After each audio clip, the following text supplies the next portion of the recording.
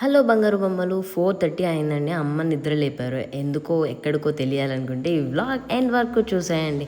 కానీ నాకు ఇక్కడ పెద్ద దెబ్బ తగిలింది. ఎంత బ్లడ్ లాస్ అయిందో.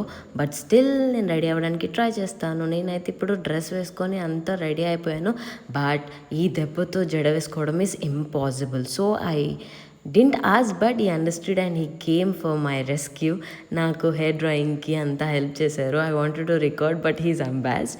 కానీ స్టిల్ నేను నా బ్రాస్లెట్ నాతో నేను పెట్టుకున్నా అన్న ప్రౌడ్ మూమెంట్తో చెప్తున్నా. రెడీ అయిపోయి బయటకు వచ్చేసరికి ఫుల్ మంచు. మా ఫ్రెండ్స్ కూడా దర్శనం ఇచ్చారనుకోండి. 1 అవర్ బస్ స్టాండ్లో వెయిట్ చేశాక ఫైనలీ బస్సు వచ్చింది. మనకు సీట్ కూడా దొరికింది. 2 అవర్స్ లాంగ్ స్ట్రైట్ ట్రావెల్ చేశాక మనమైతే టెంపుల్కి రీచ్ అయిపోయాం.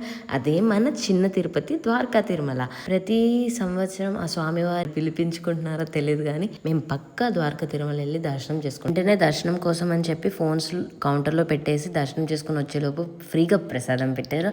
అది తింటూ కూర్చుందామని వెళ్ళేసరికి అక్కడ ఆర్ట్స్ అయితే చాలా చాలా ఇంట్రెస్టింగ్గా కనిపించాయి. బేసిక్గా మేము ఇంతకు ముందు వెళ్ళినప్పుడు ఇవి స్టిల్ అండర్ కన్స్ట్రక్షన్ ఉండేవి. బట్ ఇప్పుడు కంప్లీట్గా ఫుల్ ఫ్లెజ్డ్గా అయిపోయాయి. ఎంతమంది ఎన్ని ఫొటోస్ తీసుకున్నారు అబ్బా. సో వై నాట్ వి అని చెప్పి అమ్మని నుంచోమని చెప్పి నేను కూడా తీశాను. నాకెవరు తీసేవాళ్ళు లేరు అనుకునే లోపు అమ్మ నేను తీస్తాను అని చెప్పి షీ టుక్ ఫ్యూ క్లిప్. చిన్నప్పటి నుంచి వెళ్ళి ఉన్న టెంపుల్ కాబట్టి ఐ ఆమ్ ఫీలింగ్ సో నాస్టాల్జియాక్. అక్కడ ఉన్నంతసేపు కూడా ఎంత ప్రశాంతత. అదే అండి టెంపుల్కి వెళ్ళమంటారు ఇందుకే. అక్కడుండే పాజిటివిటీయే వేరు.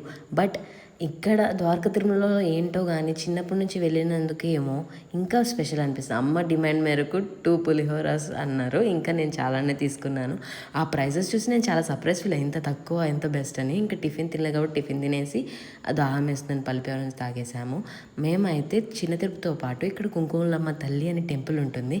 మీరు పక్కా వెళ్ళాలి. ఎంత పాజిటివిటీ అండి.